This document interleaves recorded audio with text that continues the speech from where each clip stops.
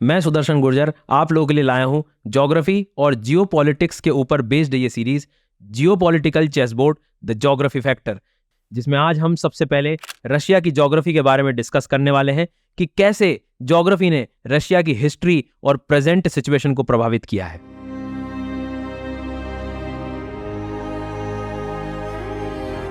दोस्तों, क्या आपको पता है पुतिन रोज रात को जब बेड पर सोते होंगे तब वो गॉड से अपने लिए क्या मांगते होंगे? आपने यूक्रेन में कोई माउंटेन्स क्यों नहीं बनवाए? जी हाँ, पुतिन रोज रात को गॉड से कुछ मांगते समय यही सवाल करते होंगे, क्योंकि अगर यूक्रेन में माउंटेन्स होते तो ना कभी रशिया को यूक्रेन के साथ वॉर करना पड़ता और ना ही कभी रशिया को हिस्ट्री में यूरोप की साइड से होने वाले इतने हमले झेलने पड़ते।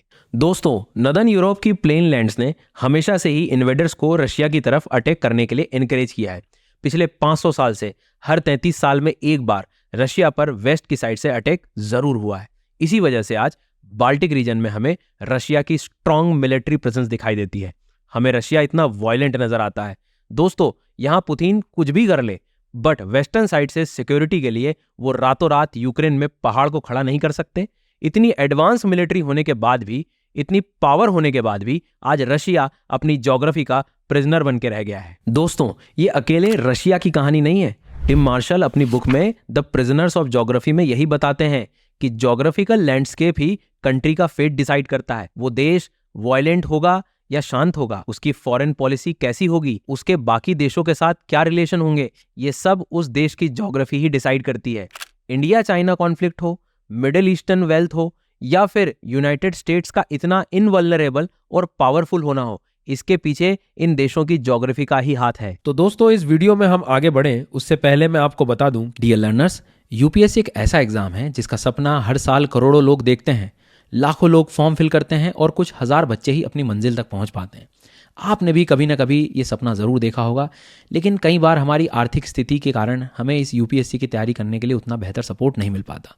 मैं मानता हूँ कि आज मार्केट में 7,000 से लगाकर 15,000 तक के कोर्सेज अवेलेबल हैं, जहाँ पर यूपीएससी की तैयारी कई बार लो क्वालिटी की वजह से बेहतर रूप से नहीं हो पाती। लेकिन अब सब कुछ ये चेंज होने वाला है, क्योंकि अनअकैडमी जो यूपीएससी एग्ज़ाम की तैयारी के लिए इंडिया का सबसे बेस्ट प्लेटफॉर्म है, जिसके ऑनलाइन पेड प्रोग्राम से पढ़कर यूपीएससी में 70+ एस्पिरेंट्स का सिलेक्शन हुआ है, वो अब आपको 15 मंथ्स यूपीएससी सब्सक्रिप्शन ऑफर कर रहा है मात्र 24,999 रुपीज़ में। सिर्फ दिन के 54 रुपीज़ में आपको मिल जाता है अनअकैडमी प्लस का access with India's highest quality UPSC educators. अब हर गांव, हर कस्बे, हर शहर के लर्नर्स अपने आईएएस, आईपीएस, आईएफएस ड्रीम को पूरा कर पाएंगे और तैयारी कर पाएंगे इंडिया के बेस्ट एजुकेटर्स के साथ। ध्यान रखिएगा, ये ऑफर केवल लिमिटेड पीरियड ऑफर है, सो अभी सब्सक्राइब करें अनअकैडमी प्लस को। लिंक जो है वो डिस्क्रिप्शन में मिल जाएगी और कोड SGYT10 यूज़ करना ना भूलें। दोस्तों, वीडियो को शुरू करने से पहले एक बार हम रशिया के बारे में थोड़ी सी जानकारी ले लेते हैं। रशिया उन चंद देशों में से है जो 2 कॉन्टिनेंट्स में आता है। यूराल माउंटेन रशिया को यूरोप और एशिया में डिवाइड करता है। इसके नॉर्थ में फ्रोजन आर्कटिक ओशन, ईस्ट में पैसिफिक ओशन, साउथ में सेंट्रल एशियन कंट्रीज और वेस्ट में यूरोपियन कंट्रीज हैं। रशिया एरिया वाइज वर्ल्ड की सबसे बड़ी कंट्री है। ये इतनी बड़ी है कि इंडिया जैसे 5 देश इसमें समा जाएं। इंडिया में जहां एक ही टाइम जोन है, वहीं रशिया में टोटल 11 टाइम जोन्स हैं। रशिया की 78% पॉपुलेशन इसकी यूरोपियन साइड में रहती है, जो कि इसकी टोटल टेरिटरी का केवल 25% है। वहीं रेस्ट 75% टेरिटरी पर, जिसे साइबेरिया भी कहा जाता है, वहां रशिया की केवल 22% ही पॉपुलेशन रहती है। जनरली ज्यादा ठंड होने की वजह से साइबेरिया में उतना एग्रीकल्चर नहीं हो पाता है, बट नेचुरल रिसोर्सेस की दृष्टि से यह रीजन काफी रिच है। साइबेरिया में पड़ने वाले यमल पेनिनसुला और शखलिन आइलैंड में रशिया के मोस्ट वैल्यूएबल हाइड्रोकार्बन्स का भंडार भी है। दोस्तों, रशिया की ज्योग्राफी का इस देश पर पड़ने वाले नेगेटिव इंपैक्ट की आगे डेप्थ में चर्चा करेंगे। इससे पहले क्विकली ये जान लेते हैं कि यही ज्योग्राफी रशिया को कैसे प्रोटेक्ट भी करती है। जी हाँ, फ्रोजन आर्कटिक ओशन रशिया को नॉर्थ से होने वाले किसी भी अटैक और इन्वेजन से बचाने के लिए नेचुरल बैरियर का काम करता है। यहां से किसी देश का रशिया पर अटैक करना मतलब खुद की मौत को दावत देने जैसा है। ये ओशियन रशिया के लिए हमेशा से ही एक सिक्योर बॉर्डर रहा है। इसके अलावा रशिया का southern part central Asian countries से घिरा है, जो कभी सोवियत यूनियन का ही पार्ट हुआ करती थी। इन कंट्रीज में ना ही इतना दम है और ना ही इंटेंशन है कि वो कभी रशिया पर हमला करें। इससे आप ऐसा भी समझ सकते हैं, ये लैंडलॉक कंट्रीज हैं, इन्हें फ्रेश वाटर के साथ ऑयल और बाकी एनर्जी रिसोर्सेज के लिए टोटल रशिया पर ही तो डिपेंडेंट होना पड़ता है। और जब ये कंट्रीज पानी जैसी चीज के लिए भी खुद रशिया पर डिपेंडेंट है, तो फिर न्यूक्लियर पावर्ड रशिया से वॉर के बारे में ये क्यों ही सोचेंगी। इसलिए रशिया साउथ की साइड से तो बिल्कुल निश्चिंत रहता है। अब आप सोचेंगे कि भाई नॉर्थ और साउथ का तो ठीक है, बट कोई ईस्ट से भी तो आ सकता है। देखिए, यहां मैंने आपको पहले ही बताया था कि ये साइबेरियन पार्ट रशिया की 75% टेरिटरी है, जहां बहुत कम लोग आते हैं, और कोई ईस्ट से एंटर करेगा तो रशिया पर कब्जा करने के लिए, यानी कैपिटल मॉस्को तक पहुंचने के लिए उसे एक हफ्ता भर से भी ज्यादा टाइम लग जाएगा।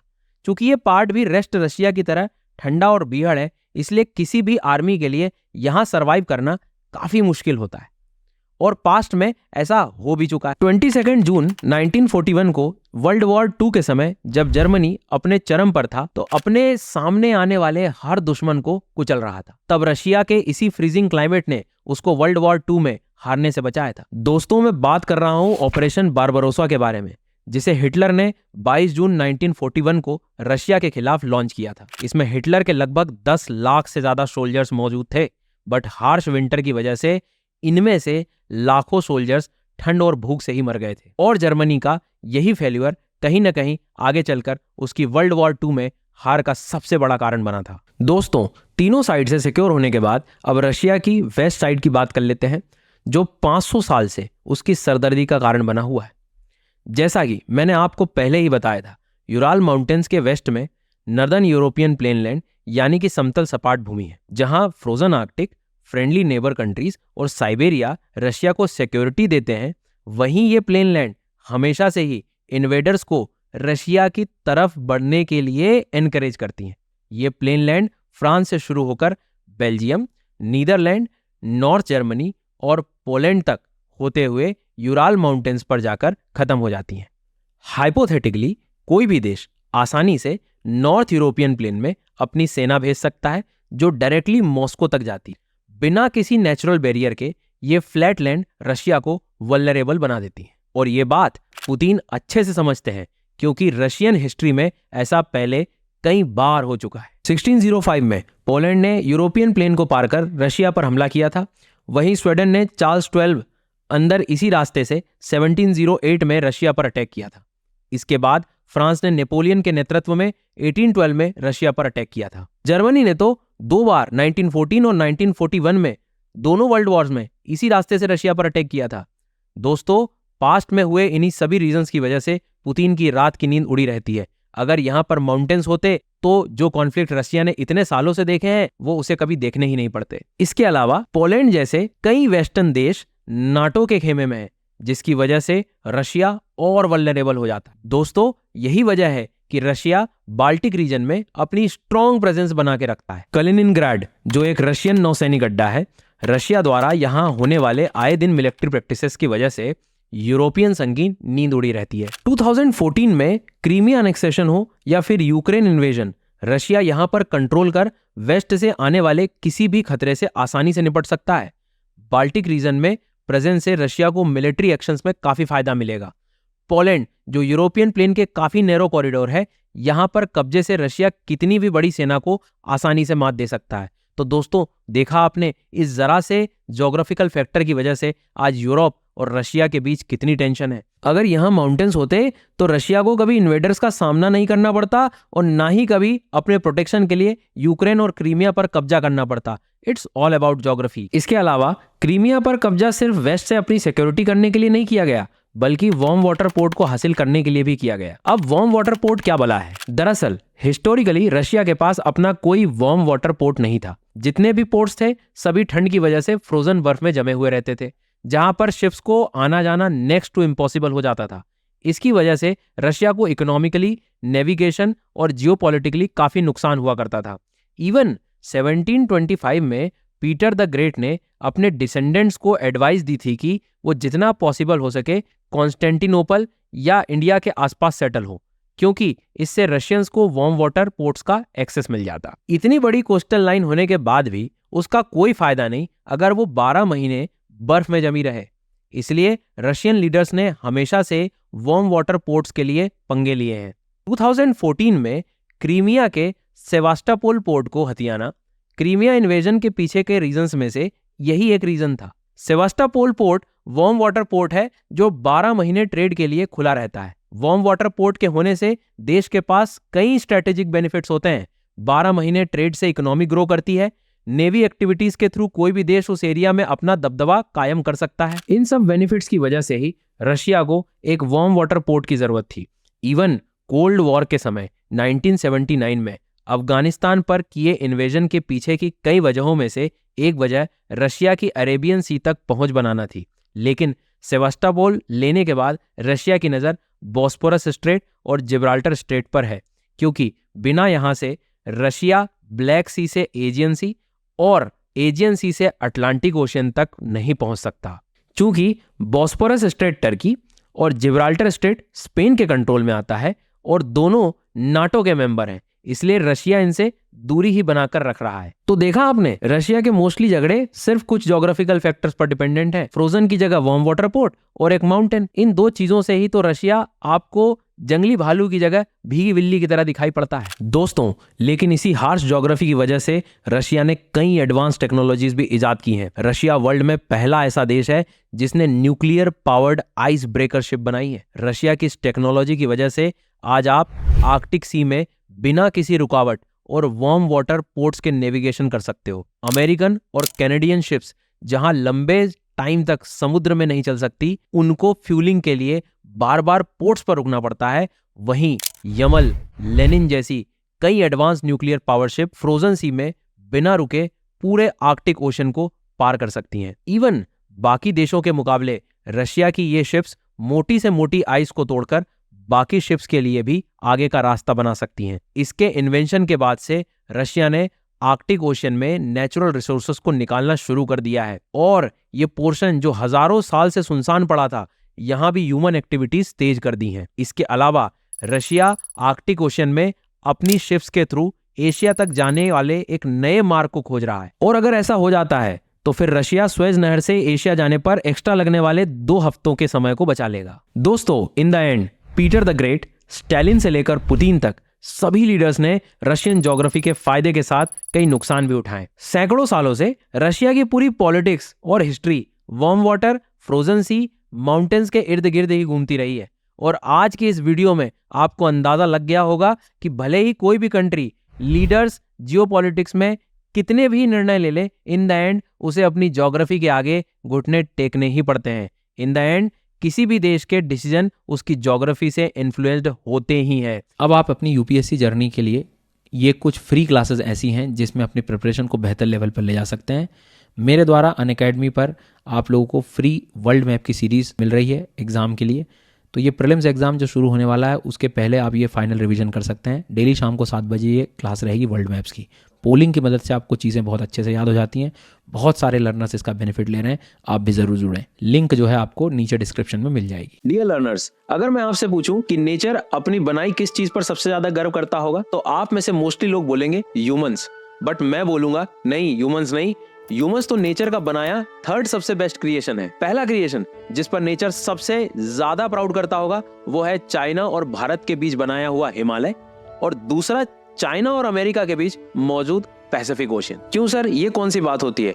क्योंकि अगर नेचर ने ये 2 चीजें ना बनाई होती तो पिछले 70 सालों की जियोपॉलिटिक्स को ध्यान में रखते हुए मैं दावे के साथ कह सकता हूं कि ये तीनों देश आपस में लड़कर आधे से ज्यादा ह्यूमन सिविलाइजेशन को एंड कर चुके होते। आई नो मैंने ये स्टेटमेंट थोड़ा एग्जैजरेट कर दिया है, बट दोस्तों आपको अंदाजा है कि आज वर्ल्ड ऑर्डर सिर्फ हिमालय और पैसिफिक ओशियन की सही पोजीशन की वजह से कितना शांत और स्टेबल है। अगर हिमालय और पैसिफिक ओशियन ना होता तो चाइना, यूएस और इंडिया चाइना के बीच अब तक कितनी जंगें हो चुकी होती, हमें इसका अंदाजा भी नहीं है। चाइना वर्ल्ड का 2nd सबसे लार्जेस्ट पॉपुलेशन वाला देश है। इसके नॉर्थ में रशिया, ईस्ट में पैसिफिक ओशियन, साउथ में साउथ ईस्ट एशियन कंट्रीज और वेस्ट में सेंट्रल एशियन कंट्रीज हैं। जिस तरीके से इजिप्ट के लिए नाइल रिवर लाइफलाइन का काम करती है, ठीक उसी तरीके से येलो रिवर चाइना की लाइफलाइन है।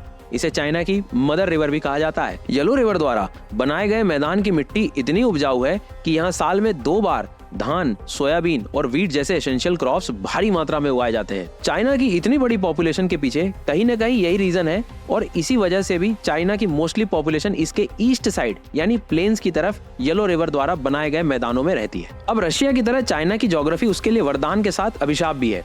वरदान की बात तो बाद में करेंगे, पहले हम ये जान लेते हैं कि कैसे आखिर चाइना इतना पावरफुल कंट्री होने के बाद अपनी ही ज्योग्राफी का प्रिजनर बना हुआ है और चाइना के इतने वायलेंट होने के पीछे उसके ज्योग्राफिकल फैक्टर कैसे काम करते हैं। दोस्तों, अभी मैंने आपको बताया कि कैसे नाइल रिवर इजिप्ट के लिए लाइफलाइन का रोल प्ले करती है, वैसे रोल येलो रिवर चाइना के लिए भी प्ले करती है। वो इसलिए क्योंकि चाइना के पास अपनी इतनी बड़ी पॉपुलेशन की जरूरत के हिसाब से फ्रेश वाटर सोर्सेज है ही नहीं। चाइना दुनिया में सबसे कम फ्रेश वाटर सोर्सेज वाले देशों में से एक है। ये अपनी एग्रीकल्चर नीड को फुलफिल करने के लिए हजारों साल से येलो और यांगत्से रिवर पर बहुत ज्यादा डिपेंडेंट है और जिस रैपिड ग्रोथ से चाइना की पॉपुलेशन बढ़ी है उसी वजह से चाइना को हमेशा से फ्रेश वाटर स्कैर्सिटी का डर सताता रहता है। 1950 में तिब्बत पर कब्जा करने की वजहों में से चाइना की एक सबसे बड़ी वजह फ्रेश वाटर स्कैर्सिटी भी थी। फ्रेश वाटर जैसे ज्योग्राफिकल सब्सटेंस के लिए चाइना ने तिब्बत में कई लोगों के सर धड़ से अलग कर दिए थे। यह तिब्बत का पठार Yangtze river, yellow river, Mekong river जैसे कई फ्रेश वाटर बॉडीज का ओरिजिनेटेड प्लेसेस भी है। जी हाँ, इंडिया में बहने वाली ब्रह्मपुत्र नदी का उद्गम स्थान भी तिब्बत से ही है, जिसे वहां यारलुंग सांगपो के नाम से जाना जाता है। इसी वजह से तिब्बत को चाइना का वाटर टॉवर भी कहा जाता है। दोस्तों, लास्ट वीडियो में हमने देखा कि रशिया कैसे अपनी वेस्ट साइड में माउंटेन्स जैसी नेचुरल बैरियर के होने के बावजूद भी अपनी सिक्योरिटी के लिए यूक्रेन और क्रीमिया पर कब्जा करके बैठा है। ठीक उसी प्रकार से चाइना भी अपनी इसी वाटर स्कैर्सिटी को पूरा करने के लिए तिब्बत पर कब्जा करके बैठा है और इंडिया चाइना के टकराव का मुख्य कारण भी कहीं न कहीं यही तिब्बत है, क्योंकि चाइना को हमेशा से डर था कि अगर चाइना से पहले तिब्बत पर इंडिया ने कब्जा कर लिया तो उसके सभी वाटर सोर्सेज इंडिया के पास चले जाएंगे। दूसरा, तिब्बत के पठारों की ऊंचाई का फायदा भी कहीं न कहीं वॉर स्ट्रेटेजी में इंडिया को मिलेगा, इसलिए इससे पहले इंडिया तिब्बत पर कब्जा करे चाइना ने ही तिब्बत पर धावा बोल दिया। दोस्तों, अब आप बोलेंगे कि सर इंडिया क्यों तिब्बत पर कब्जा करता, हम तो ऐसे नहीं है। जी हाँ, आप बिल्कुल सही कह रहे हैं, इंडिया तिब्बत पर कभी कब्जा नहीं करता, बट तिब्बत का रुझान हमेशा से चाइना की बजाय इंडिया की ओर रहा है और ये बात चाइना अच्छे से समझता था।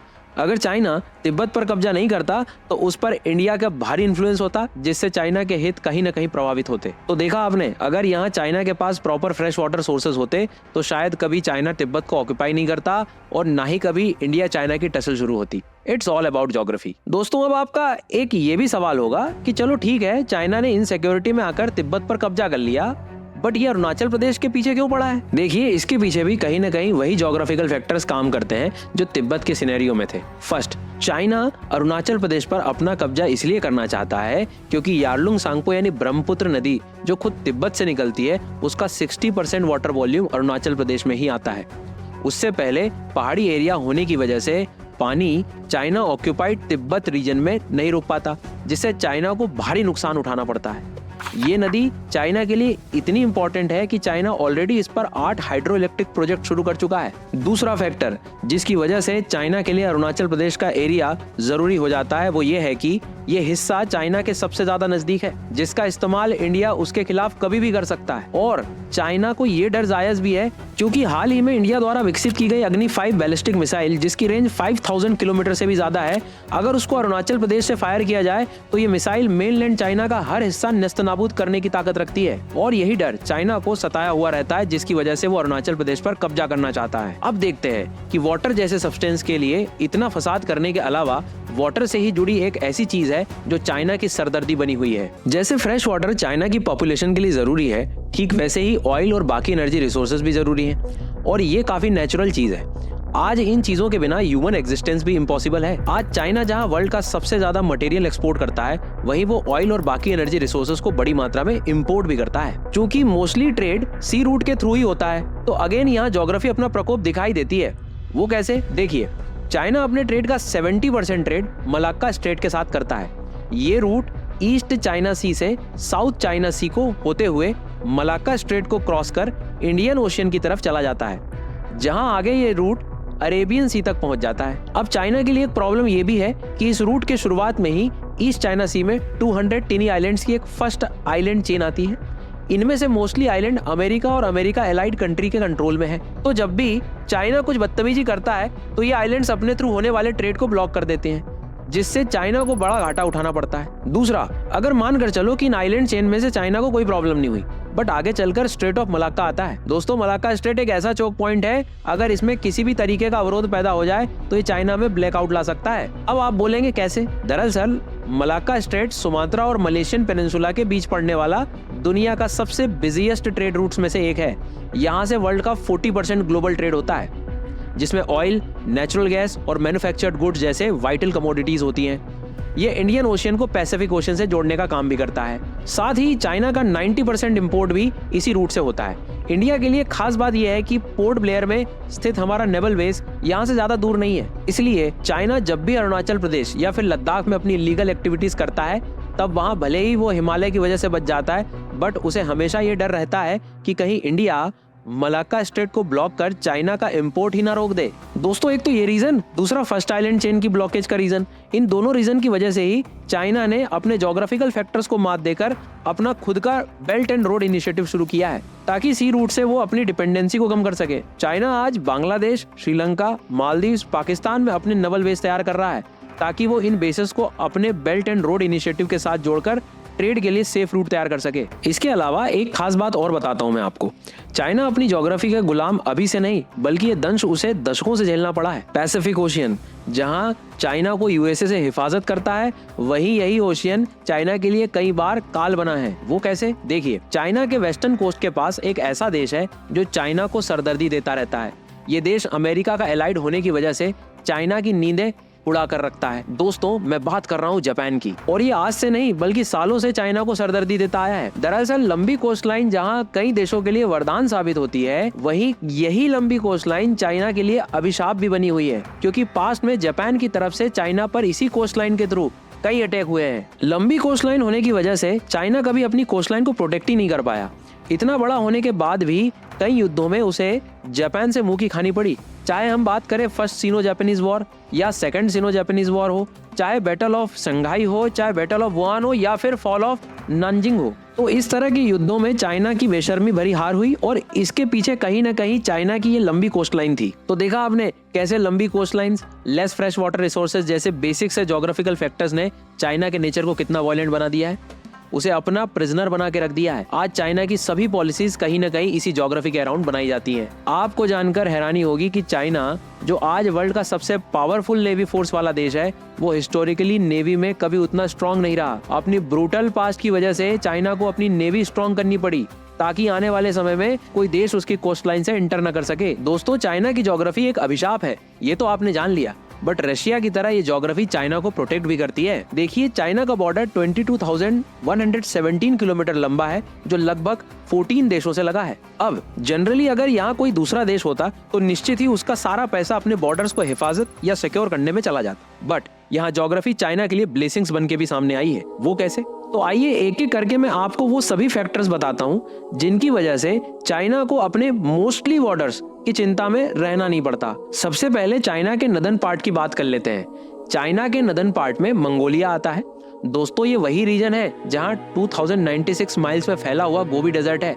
लद्दाख की तरह गोबी डेजर्ट भी एक कोल्ड डेजर्ट है, जहां दिन में भी तापमान माइनस में रहता है। इसलिए यह डेजर्ट चाइना के लिए एक नेचुरल बैरियर के रूप में काम करता है। हालांकि साइड के मैदानी इलाकों से प्राचीन काल में कई कबीले चाइनीज डायनेस्टीज पर अटैक कर दिया करते थे, but great wall of China के बनने के बाद चाइना नदर्न साइड से पूरे तरीके से टेंशन फ्री हो चुका है। इसके अलावा अगर चाइना मंगोलिया के पॉलिटिकल रिलेशन की बात करें तो ये आप अच्छे से जानते हैं कि प्रेजेंट में चाइना को मंगोलिया से रत्ती भर भी फर्क नहीं पड़ता।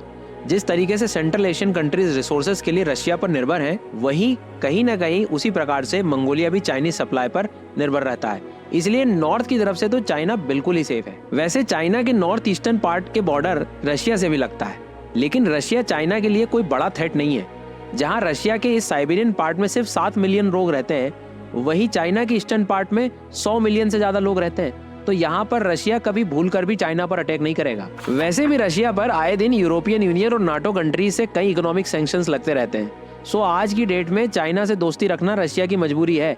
आज चाइना रशिया का मेजर ट्रेड पार्टनर है, इसलिए चाइना को रशिया से भी कोई थ्रेट नहीं है। दोस्तों, इसके बाद चाइना का बॉर्डर नॉर्थ कोरिया से लगता है। अगेन, जो हाल इंटरनेशनल फोरम पर रशिया का है, उससे ज्यादा बुरा हाल नॉर्थ कोरिया का है। न्यूक्लियर कंट्री होने के बावजूद भी नॉर्थ कोरिया का चाइना के अलावा कोई हमसाया नहीं है, इसलिए चाइना नॉर्थ कोरिया की तरफ से भी चिंता मुक्त रहता है। चाइना का सदर्न पार्ट वियतनाम से लगता है।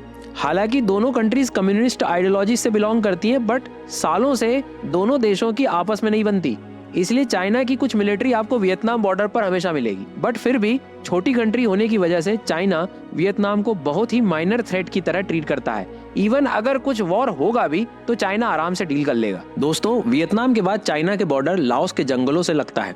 ये जंगल अपने आप में इतने खतरनाक हैं कि इन्हें पार करना, इनमें से अपनी फोर्सेस, टैंक्स निकालना खतरे से खाली नहीं है। ये जंगल आगे बर्मा तक जाते हुए हिमालय से मिल जाते हैं। तो कुछ इस प्रकार दोस्तों, चाइना अपने नॉर्थ ईस्ट और साउथ ईस्ट बॉर्डर को प्रोटेक्ट रखता है। चाइना की वेस्ट साइड की बात की जाए तो वेस्ट से इसका बॉर्डर ताजिकिस्तान, किर्गिस्तान और कजाकिस्तान से लगता है। कजाकिस्तान को छोड़कर माउंटेन्स चाइना को बाकी देशों से नेचुरल सिक्योरिटी प्रोवाइड कराते हैं।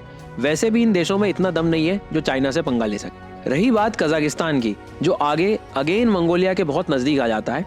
यहाँ के प्लेन्स चाइना के लिए थ्रेट साबित हो सकते हैं। यूरोप की साइड से कोई भी फोर्सेस यहाँ से होते हुए चाइना पर अटैक कर सकता है। बट अगेन, कमजोर कंट्री होने की वजह से कजाकिस्तान के चाइना के साथ अच्छे रिलेशन रहते हैं, इसलिए चाइना को यहाँ से कोई प्रॉब्लम नहीं रहती। अब बचे चाइना के दो बड़े कट्टर दुश्मन, इंडिया और अमेरिका। दोस्तों, यहाँ हिमालय और तिब्बत के पठारों की वजह से चाइना को हमेशा सेफ्टी मिली है। ये चाइना के लिए natural great wall of China का काम करता है। इतनी ऊंचाई पर लड़ना किसी भी फोर्स के लिए बहुत मुश्किलों वाला काम है। इसीलिए 1962 की वॉर को छोड़ दिया जाए तो जितने पंगे चाइना इंडिया के बीच होते हैं वो सिर्फ हिमालय की वजह से युद्ध तक नहीं बढ़ पाते। हिमालय ने ही दोनों देशों को सालों से एक दूसरे से टकराने से रोक रखा है और हमें कोई बड़ी जंग देखने को नहीं मिली है। इसके अलावा चाइना को भगवान का शुक्रिया अदा भी करना चाहिए कि उसने उसके और अमेरिका के बीच में पैसिफिक ओशन को रख दिया, क्योंकि अगर चाइना का कोई लैंड बॉर्डर यूएसए से मिलता तो चाइना कब की मुंह का खा चुका होता। दोस्तों, तो देखा आपने कैसे जो ज्योग्राफिकल फैक्टर्स चाइना को इतनी सारी बॉर्डर कंट्रीज से सिक्योर कर रहे हैं, वही ज्योग्राफिकल फैक्टर्स यानी वाटर, आइलैंड्स, स्ट्रेट्स चाइना की इतनी बड़ी इनसिक्योरिटी का कारण भी बना हुआ है। और यही मैसेज टिम मार्शल ने अपनी book the prisoners of geography में दिया है। आज चाइना सुपर पावर होने के बाद भी अपनी ज्योग्राफी का प्रिजनर यानी कैदी बना हुआ है। इस वीडियो में हमने चाइना की जियोपॉलिटिक्स को ज्योग्राफी के लेंसेज से देख लिया है। डियर लर्नर्स, क्या कभी आपने सोचा है कि अमेरिका ही क्यों वर्ल्ड में पहली सुपर पावर कंट्री बनी, जबकि वो खुद सदियों तक ब्रिटिशर्स के गुलाम रही है, बिल्कुल उन्हीं कंट्रीज की तरह जो आज पिछड़ी हुई है। हो सकता है कि आप में से कुछ लोग अमेरिका की प्रगतिशील विचार, मानसिकता और उसकी कैपिटलिज्म को इसका जिम्मेदार माने। नो डाउट अमेरिका के सुपर पावर होने के पीछे इन रीजंस का बड़ा हाथ है, बट इनके अलावा एक फैक्टर ऐसा भी है जो आज अमेरिकन सक्सेस में मेजर रोल प्ले कर रहा है। मैं बात कर रहा हूं ज्योग्राफी की। आज भले ही आपको चाइना और Russia navy, army, international relations और जियोपॉलिटिकल इन्फ्लुएंस जैसे मामलों में अमेरिका को टक्कर देते नजर आ रहे होंगे, लेकिन कहीं ना कहीं अमेरिकन ज्योग्राफी उनके इस गोल में अड़चन डालती नजर आ रही है। वीडियो को शुरू करने से पहले ब्रीफ में एक बार हम अमेरिका की फिजिकल ज्योग्राफी यानी भौतिक स्थिति को जान लेते हैं। 9.8 मिलियन किलोमीटर स्क्वायर के एरिया में फैला हुआ अमेरिका तकरीबन 34 करोड़ की पॉपुलेशन के साथ दुनिया की तीसरी सबसे बड़ी कंट्री है। अमेरिका की ज्योग्राफी की बात करें तो इसके नॉर्थ में कनाडा, ईस्ट में अटलांटिक ओशियन, वेस्ट में पैसिफिक ओशियन और साउथ में मैक्सिको और कैरेबियन आइलैंड्स हैं। यहां बहने वाली मिसिसिपी नदी, नाइल, अमेज़न और यांगसे रिवर के बाद दुनिया की 4th लार्जेस्ट रिवर सिस्टम का फॉर्मेशन करती है।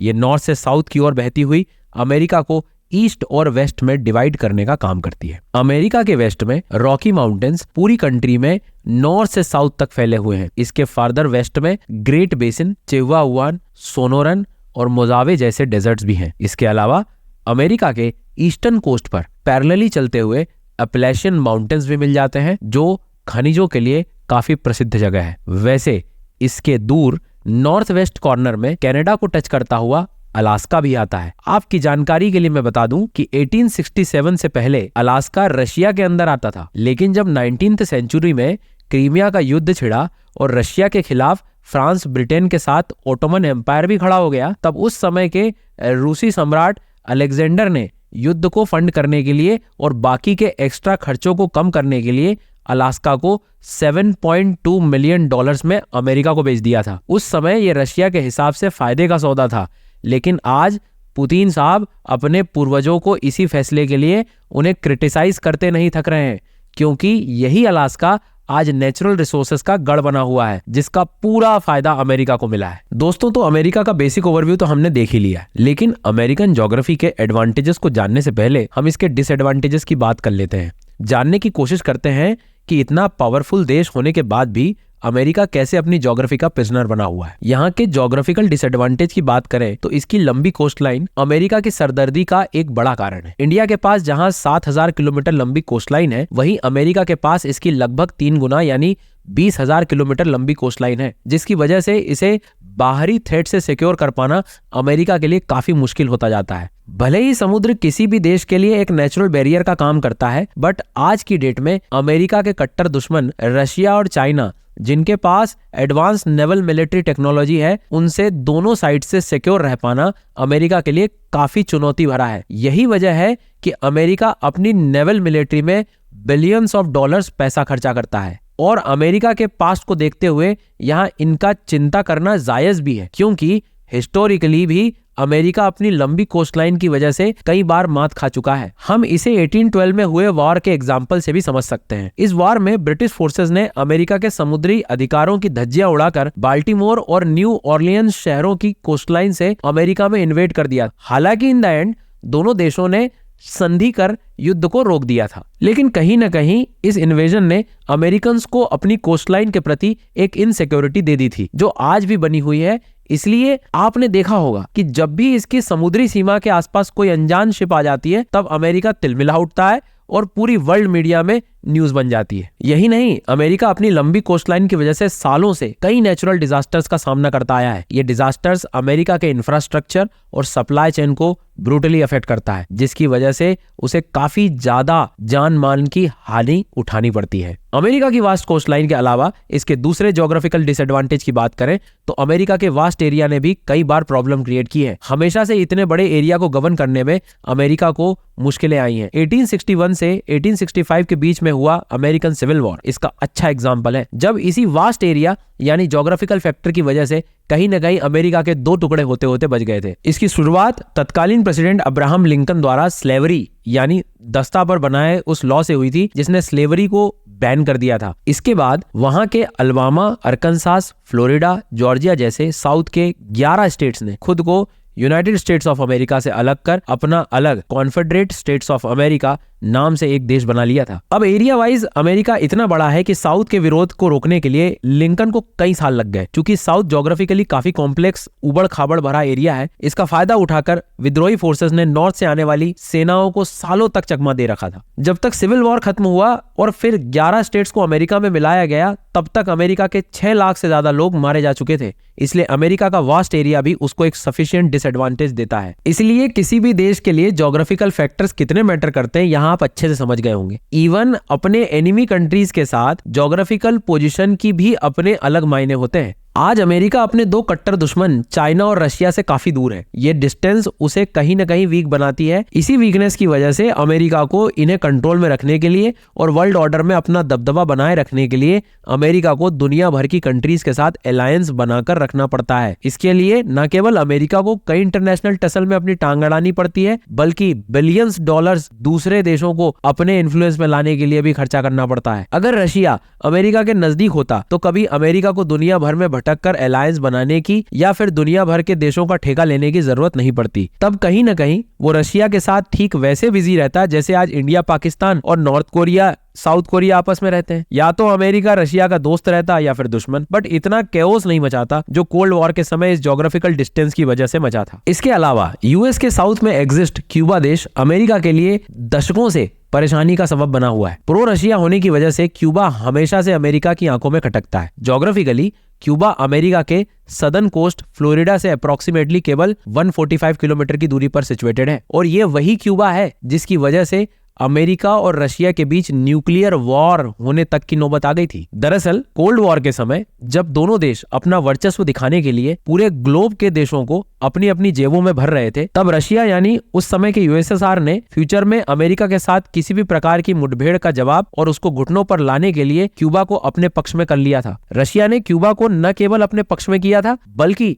वहां अपनी न्यूक्लियर बैलिस्टिक मिसाइल भी एस्टैब्लिश कर दी थी। इस बात की खबर जब अमेरिकी प्रेसिडेंट जॉन एफ कैनेडी को मिली तब उन्होंने साफ कर दिया था कि क्यूबा से अगर रशिया ने अपनी मिसाइल नहीं हटाई तब क्यूबा की साइड से होने वाले किसी भी हमले का सिर्फ एक ही एंडिंग रिजल्ट होगा, दैट इज न्यूक्लियर बॉम्ब। क्योंकि उस समय रशिया भी एक न्यूक्लियर पावर कंट्री थी, इसलिए पूरा वर्ल्ड कुछ समय के लिए थमसा गया। दो महाशक्तियां न्यूक्लियर वॉर के करीब आ चुकी थी, लेकिन दोनों देशों के लीडर्स ने मैच्योरिटी दिखाते हुए आपस में ये झगड़ा सुलझा लिया था। इस इंसिडेंट ने अमेरिका को अंदर ही अंदर अपने साउथ बॉर्डर पर मौजूद क्यूबा के प्रति एक इनसिक्योरिटी को जन्म दे दिया था, जो आज भी मौजूद है, क्योंकि क्यूबा आज तक रशिया का एलाइड है। इसके अलावा अमेरिका के ग्लोबल ट्रेड के प्रति डिपेंडेंसी की वजह से भी ये क्यूबा इनसिक्योर रहता है। आज अमेरिका भले ही नेचुरल रिसोर्सेज के मामले में काफी ज्यादा रिच है, बट इसके बाद भी उसकी ऑयल खपत काफी ज्यादा है, जिसकी वजह से उसे बड़ी मात्रा में एनर्जी रिसोर्सेज और बाकी चीजें इंपोर्ट करनी पड़ती है। और अमेरिका के साउथ बॉर्डर्स के मोस्टली शिपिंग रूट्स भी क्यूबा के पास से ही निकल के गुजरते हैं। इसलिए अमेरिका को हमेशा टेंशन रहती है कि फ्यूचर में अगर कभी रशिया से तनाव का माहौल पैदा हुआ तब वो क्यूबा को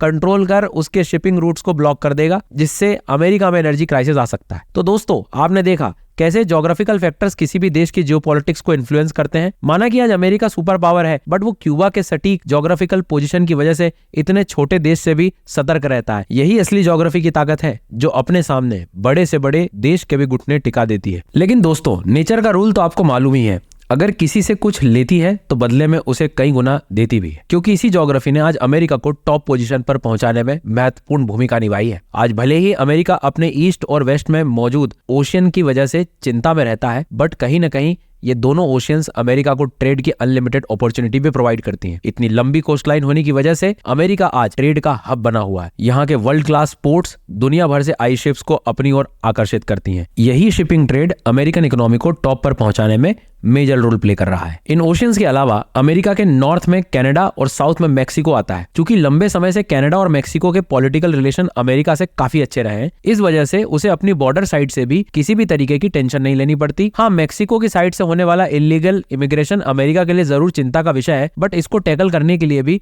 दोनों देशों की सरकारें म्यूचुअली काम कर रही है, जो कि एक पॉजिटिव साइन है। अमेरिका को सुपर पावर बनाने में सिर्फ इसकी आउटर ज्योग्राफी का ही हाथ नहीं है, बल्कि उतना ही हाथ इसकी इंटरनल ज्योग्राफी का भी है। अमेरिका में मौजूद रिवर सिस्टम, मेनली अगर मिसिसिपी मिसौरी रिवर की बात की जाए तो ये उसके ज्योग्राफिकल फॉर्चून में एक इंपॉर्टेंट रोल प्ले करती है। इसके पीछे की वजह है इसके द्वारा बनाए गए दुनिया के सबसे बड़े फर्टाइल लैंड्स और साथ ही साथ प्रेरीज ग्रासलैंड्स, जो अमेरिका के सर्वाइवल से ज्यादा ही फसलें उगा कर देती हैं। इसके अलावा 2350 माइल्स लंबी Mississippi reverse millions of Americans को ड्रिंकिंग वाटर भी प्रोवाइड करने के साथ साथ यहाँ के इंटरनल शिपिंग इंडस्ट्रीज को भी सपोर्ट करती है। आपको जानकर हैरानी होगी कि इस नदी की मदद से करीब $12.6 बिलियन की शिपिंग इंडस्ट्री सर्वाइव करती है, जिसकी मदद से 35,000 से भी ज्यादा लोगों को एम्प्लॉयमेंट मिलता है। ये रिवर आज दुनिया के सबसे बड़े वाटर हाईवे भी बनाती है। कुल मिलाकर ये नदी अमेरिका की धमनियों की तरह भी काम करती है। अमेरिका नेचुरल रिसोर्सेज के मामलों में भी काफी हद तक सेल्फ सफिशिएंट है। वो बात अलग है कि हाल के समय में यहाँ के रिसोर्सेज की खपत बढ़ी है, लेकिन बाकी देशों से कंपेयर किया जाए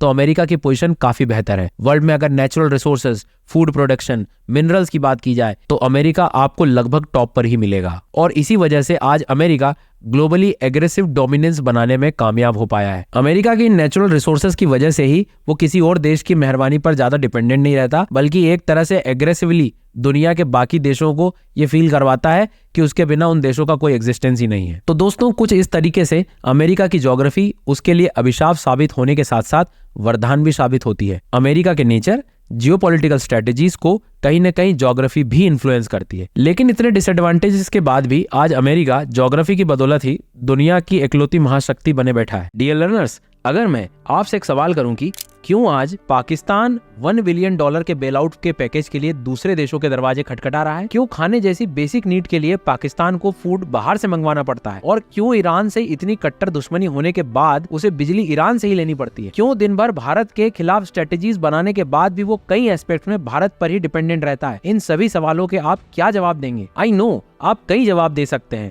आप मुझे इसके पॉलिटिकल, सोशल और हिस्टोरिकल रीजंस भी गिना सकते हैं। बट अगर इन सब रीजंस के अलावा मैं पाकिस्तान में प्रेजेंट की खराब कंडीशन के पीछे उसके ज्योग्राफिकल फैक्टर का रोल बताऊं, तब आपका क्या रिएक्शन होगा? तब आप कहीं ना कहीं सोच में पड़ जाओगे। बट ट्रस्ट मी, आज पाकिस्तान की इस हालत के पीछे के रीजंस में से सबसे बड़ा रीजन कहीं ना कहीं उसकी ज्योग्राफी भी है। दोस्तों, रशिया और चाइना की तरह पाकिस्तान भी आज कहीं ना कहीं अपनी ज्योग्राफी का गुलाम बन के रह गया है। वीडियो में आगे बढ़ने से पहले एक बार हम पाकिस्तान की बेसिक ज्योग्राफी को समझ लेते हैं। पाकिस्तान लगभग 8 लाख स्क्वायर किलोमीटर में फैली एक साउथ एशियन कंट्री है, जहां तकरीबन 24 करोड़ लोग रहते हैं। यहाँ की बॉर्डर्स की बात करें तो इसके नॉर्थ वेस्ट में अफगानिस्तान, साउथ वेस्ट में ईरान, ईस्ट में इंडिया और साउथ में अरेबियन सी लगता है। सिंधु नदी यहाँ पर लाइफलाइन की तरह काम करती है। ये नदी न सिर्फ पाकिस्तान को फर्टाइल लैंड प्रोवाइड करती है, बल्कि सिंचाई और बिजली उत्पादन में भी ये मेजर रोल प्ले करती है। इसके साउथ ईस्टर्न पार्ट में थार डेजर्ट्स इंडिया के साथ अपनी बाउंड्री शेयर करता है। इसके अलावा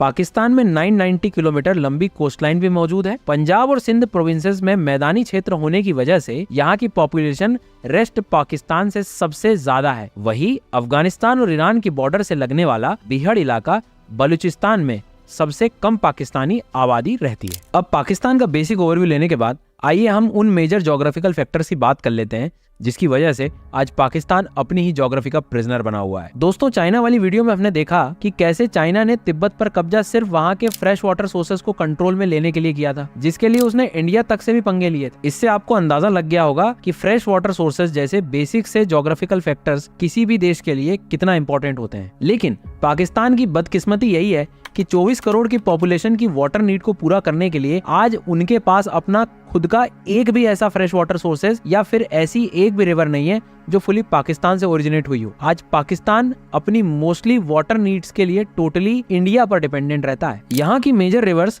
सिंधु तिब्बत से और चेनाब और झेलम दोनों नदियां इंडिया से ही ओरिजिनेटेड होती हैं। चूंकि बिना अपने वाटर सोर्सेस के पाकिस्तान का सरवाइव करना ही मुश्किल था, इसलिए 1960 में हुई इंडस वाटर ट्रीटी में इन तीनों नदियों का पानी पाकिस्तान को सौंप दिया गया। लेकिन आप भी अच्छे से जानते हैं कि हमेशा स्थितियां एक जैसी नहीं होती। जिस तरीके से आए दिन इंडिया पाकिस्तान के बीच टसल चलती रहती है, बॉर्डर्स पर गोलीबारी होती रहती है और टेररिज्म जैसी हरकत पाकिस्तान करता रहता है, ऐसी कंडीशन में इंडिया चाहे तो चंद मिनटों में तीनों नदियों का वाटर सप्लाई को धीमा कर या फिर ज्यादा पानी को छोड़कर पाकिस्तान में सूखे या बाढ़ की स्थिति जैसे पैदा कर सकता है। वो अलग बात है कि हम मोरली ये काम नहीं करेंगे, क्योंकि बिना ये काम किए भी हम पाकिस्तान को 3 बार धूल चटा चुके हैं। फिर भी ये फ्रेश वाटर सोर्सेज के लिए इंडिया पर डिपेंडेंसी कहीं ना कहीं पाकिस्तान को अपनी ही ज्योग्राफी का प्रिजनर बना के रखती है। यही नहीं, पाकिस्तान के पास फ्रेश वाटर सोर्सेज ना होने की वजह से उसे हाइड्रो पावर इलेक्ट्रिसिटी के जनरेशन में काफी पीछे रहना पड़ता है। आज पाकिस्तान के कई इलाके ऐसे हैं जिन्हें 3 से 4 घंटे की बिजली भी नसीब नहीं होती और ब्लैकआउट तो पाकिस्तान में आए दिन होते रहते हैं। इस प्रॉब्लम से छुटकारा पाने के लिए आज पाकिस्तान को अपने पड़ोसी देश ईरान, जो उसका दुश्मन है, उससे महंगी दरों पर भी बिजली खरीदनी पड़ती है। दोस्तों, फ्रेश वाटर सोर्सेज के अलावा आज पाकिस्तान के पास खुद की सिक्योरिटी के लिए कोई नेचुरल बैरियर भी नहीं है। आज हिमालय जहां इंडिया को चाइना से सेफ रखता है, यूराल माउंटेन्स रशिया को अपने ईस्ट साइड से होने वाले अटैक से सेफ रखता है, वहीं पाकिस्तान जो तीनों साइड से अपनी एनिमी कंट्रीज से घिरा हुआ है, उनसे बचने के लिए उसके पास कोई भी नेचुरल बैरियर तक नहीं है। हालांकि यहाँ नॉर्थ वेस्ट में अफगानिस्तान से लगता हुआ पठार मौजूद है, बट वो पाकिस्तान को सिक्योर करने के लिए काफी नहीं है। पाकिस्तान के प्लेन्स और पठारों के बीच मौजूद दर्रे ईरान और अफगानिस्तान को जब चाहे अपनी फोर्सेस के साथ पाकिस्तान पर चढ़ाई करने का पूरा मौका देते हैं। यही नहीं, पाकिस्तान को ज्योग्राफी का अभिशाप सबसे ज्यादा 3000 किलोमीटर लंबे इंडियन बॉर्डर को शेयर करने से लगता है। क्यों? क्योंकि 1947 में रेड क्लिफ लाइन जो इंडिया को पाकिस्तान से अलग करने के लिए खींची गई थी, इसका आधार ज्योग्राफिकल न होकर रिलीजियस रखा गया था। इस वजह से इनके बीच थार के रेगिस्तान को छोड़ दिया जाए तो बहुत कम मात्रा में नेचुरल बैरियर्स मौजूद हैं। आपको यहाँ पर पूरे के पूरे सपाट मैदान मिलेंगे। इस नेचुरल बैरियर की कमी से पाकिस्तान इंडिया से इतना वल्नरेबल है कि इंडिया जब चाहे पाकिस्तान पर कंट्रोल स्टैब्लिश कर सकता है। जी हाँ,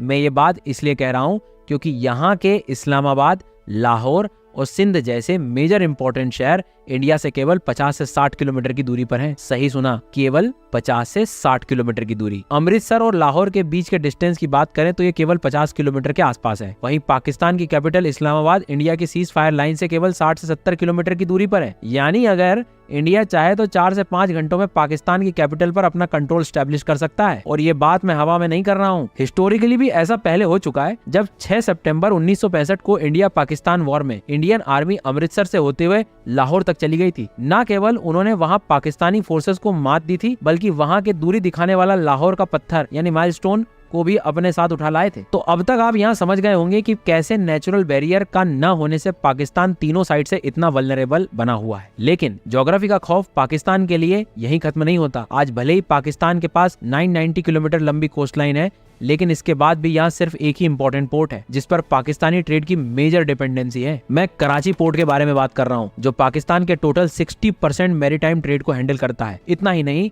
वॉरफेज चार्जेस, पोर्ट टैरिफ और दूसरी फीस के थ्रू ये पाकिस्तान को सालाना कम से कम $200 मिलियन का रेवेन्यू कलेक्ट करके देता है। रेवेन्यू के अलावा ये बड़ी मात्रा में एम्प्लॉयमेंट भी जनरेट करता है। अरेबियन सी कोस्ट लाइन पर सिचुएटेड ये पोर्ट पाकिस्तान के लिए इसलिए भी इंपॉर्टेंट हो जाता है क्योंकि इसको middle east, Asia, Africa, Europe के टॉप शिपिंग रूट से जोड़ता है। लेकिन बस यहाँ प्रॉब्लम एक ही है, वो ये है कि इंडिया से इसकी दूरी ज्यादा नहीं है। गुजरात में मौजूद भुज एयरबेस कराची से केवल 400 किलोमीटर की दूरी पर सिचुएटेड है, जिसका ये मतलब है कि कल वॉर की हालत में इंडिया कराची पोर्ट पर कंट्रोल कर पाकिस्तान की इकोनॉमी को कोलैप्स कर सकता है, उसी के इंटरनेशनल ट्रेड्स पर रोक लगा सकता है। यहाँ मैं कुछ बड़ा चढ़ाकर नहीं बोल रहा हूँ। कुछ महीनों पहले जब सुनने में आ रहा था कि पाकिस्तान डिफॉल्टर होने वाला है, वहाँ कोई इकोनॉमिक एक्टिविटीज नहीं चल रही है, इसके पीछे का कारण कराची पोर्ट का पूरे तरीके से ठप पड़ना ही था। इससे आप समझ सकते हैं कि पाकिस्तान के लिए पोर्ट कितना जरूरी है। लेकिन इंडिया के पास इसकी ज्योग्राफिकल पोजीशन इसे कहीं न कहीं वल्नरेबल बना देती है। इसके अलावा पाकिस्तान की आफत यहाँ और ज्यादा बढ़ जाती है क्योंकि इसकी बॉर्डर चारों तरफ से दुश्मन देशों से लगी हुई है। पाकिस्तान की न तो ईरान से बनती है, न ही अफगानिस्तान से, और इंडिया के बारे में तो आप जानते ही हो। जिस तरीके से अमेरिका के पास मैक्सिको, कनाडा के रूप में फ्रेंड कंट्री है जो उसे नेचुरल सेफ्टी प्रोवाइड करती है, रशिया और चाइना को central Asian natural safety provide करती है, ठीक वैसे ही सेफ्टी पाकिस्तान को अपनी पड़ोसी देशों से नहीं मिलती है, जिसकी वजह से पाकिस्तान की आज ये हालत हुई पड़ी है। उसको डर डर के रहना पड़ता है। पाकिस्तान चूंकि एक सुन्नी मेजोरिटी कंट्री है, इसलिए उसकी शिया मेजोरिटी कंट्री ईरान से बिल्कुल नहीं बनती। रही अफगानिस्तान की बात, तो ये ज्योग्राफिकल कर्ज पाकिस्तान को तो ब्रिटिशर से ही मिला हुआ है। शॉर्ट में इसे एक्सप्लेन करूं तो 12 नवंबर 1893 को जब ब्रिटिशर्स द्वारा 2670 किलोमीटर लंबी दुरंत लाइन खींची गई, जो ब्रिटिश इंडिया और अफगानिस्तान को अलग करने के लिए खींची गई थी, तब ब्रिटिशर्स ने आज के पाकिस्तान और अफगानिस्तान के ज्योग्राफिकल डेमोग्राफिक्स को बिल्कुल भी ध्यान में नहीं रखा था। इससे पश्तून ट्राइब्स के वो लोग जो यहाँ बरसों से रहा करते थे, वो अचानक से दो पॉलिटिकल बाउंड्रीज में डिवाइड हो गए। आधे पाकिस्तान में आ गए और आधे अफगानिस्तान में। इस डिवीजन से पाकिस्तान में मौजूद पश्तून ट्राइब जो पहले मेजॉरिटी में थी, वो यहाँ की अब माइनॉरिटी में आ गई, जिसकी वजह से इन्हें पाकिस्तान की बाकी मेजॉरिटी कम्युनिटी से हरासमेंट झेलना पड़ता है। इस हरासमेंट से तंग आकर पाकिस्तानी पश्तून लोगों ने खुद को आजाद करने के लिए अफगानिस्तान के साथ मर्ज होने की डिमांड करनी शुरू कर दी। दूसरी तरफ अफगानिस्तान साइड के पश्तून भी इस पॉलिटिकल बाउंड्री में बिल्कुल विश्वास नहीं रखते थे, वो भी इसे अपना ही एरिया बताते थे। आजादी के बाद पाकिस्तान को दुरंत लाइन के अलावा अफगानिस्तान के साथ ये बॉर्डर विवाद भी साथ मिल गया था। जब से पाकिस्तान बना है तब से लेकर आज तक मुश्किल से कोई अफगानी गवर्नमेंट रही होगी जिसने पाकिस्तान और उसके बीच की दुरंत लाइन को मान्यता दी हो। इवन तालिबान तो पाकिस्तान पश्तून एरिया को अपने कंट्रोल में करने की धमकी भी दे चुका है। पाकिस्तान के इस बॉर्डर से भारी मात्रा में ड्रग स्मगलिंग से लेकर इलीगल एक्टिविटीज होती हैं, जिसे रोक पाना पाकिस्तानी गवर्नमेंट के लिए सरदर्दी हो जाती है। आए दिन पश्तूनी लोग खुद को अफगानिस्तान में मर्ज होने की मांग करते रहते हैं। अगर मोर्टिमर दुरन उस दिन इस बेसिक से ज्योग्राफिकल फैक्टर को ध्यान में रख लेते, पश्तून को टोटली अफगानिस्तानी एरिया में ही रखते थे, तो पाकिस्तान की आज ये हालत नहीं होती। पाकिस्तान को अफगानी बॉर्डर्स की वजह से अपनी नींदें खराब नहीं करनी पड़ती। तो दोस्तों, देखा आपने किस तरीके से पाकिस्तान भी रशिया, चाइना की तरह अपनी ही ज्योग्राफी के पिंजरे में कैद हुआ पड़ा है, चाहे वो इकोनॉमिक एस्पेक्ट्स हो या फिर पॉलिटिकल एस्पेक्ट्स। पाकिस्तान को ज्योग्राफी की चौतरफा मार पड़ी है। लेकिन दोस्तों, ऐसा नहीं है कि नेचर ने पाकिस्तान को कुछ दिया ही नहीं। पाकिस्तान के जहां ईरान, अफगानिस्तान, भारत जैसी नेबरिंग कंट्रीज के साथ रिलेशन खराब है, वहीं इसके पास चाइना और टर्की यानी तुर्की जैसे क्लोज एलाइज भी हैं, जो वक्त आने पर उसे मुसीबत से निकालते रहते हैं। चाइना जहां पाकिस्तान को इकोनॉमिक और मिलिट्री कोलैबोरेशन के साथ डिप्लोमेटिक सपोर्ट देता रहता है, टर्की भी पाकिस्तान के साथ बेहतर बायलैटरल रिलेशन बनाए रखता है। टर्की पाकिस्तान से डायरेक्ट बॉर्डर तो शेयर नहीं करता, लेकिन विभाजन के बाद पाकिस्तान और टर्की के कल्चरल रिलेशन काफी अच्छे रहे हैं। चाइना और टर्की की वजह से पाकिस्तान को इंटरनेशनली मोरल सपोर्ट भी मिलता रहा है। इसके अलावा पाकिस्तान की ज्योग्राफी उसे एक रिच एग्रीकल्चर पोटेंशियल वाला देश बनाती है। साथ ही फेवरेबल क्लाइमेटिक कंडीशंस की वजह से यहाँ अलग अलग तरह की फसलों की पैदावार भी होती है। अगर पाकिस्तान अपने पोटेंशियल का सही यूज करे तो ये लैंड इतना फूड प्रोड्यूस करके दे सकता है कि इसे खाने के लिए किसी दूसरे देश के दरवाजे पर जाना नहीं पड़ेगा। इसके साथ ही पाकिस्तान की ज्योग्राफिकल पोजिशनिंग भी उसे एक इम्पोर्टेंट कंट्री बनाती है। आज Pakistan south Asia, central Asia और मिडिल ईस्ट के मुहानों पर सिचुएटेड है। ये तीनों का कहीं न कहीं मर्जर पॉइंट है। पाकिस्तान की इसी सिग्निफिकेंट पोजीशन की वजह से इसे ग्लोबल अफेयर्स में रणनीतिक महत्व प्राप्त है, particularly regional security, energy corridors और इंटरनेशनल ट्रेड रूट्स के कॉन्टेक्स्ट में। इसी वजह से ये कई रीजनल कोऑपरेशन जैसे सार्क, एससीओ, ईसीओ के एक्टिव मेंबर है। तो दोस्तों, इस पूरे डिस्कशन से हम ये समझ सकते हैं कि पाकिस्तान के पास एक डाइवर्स ज्योग्राफी है जो उसे कई ज्योग्राफिकल डिसएडवांटेजेस देने के साथ कई एडवांटेजेस भी देती है। बस शर्त यह है कि पाकिस्तान सही रास्तों पर चले, अपने पड़ोसी देशों से रिलेशन को अच्छा कर रखे और ज्योग्राफिकल डिसएडवांटेजेस को एडवांटेजेस में बदले। बाकी नेक्स्ट वीडियो में आप किस देश की जियोपॉलिटिक्स को ज्योग्राफी के लेंसेज से देखना पसंद करेंगे, कमेंट सेक्शन में जरूर बताएं। चैनल को सब्सक्राइब और वीडियो को लाइक और शेयर करना मत भूलिएगा। Let's crack it.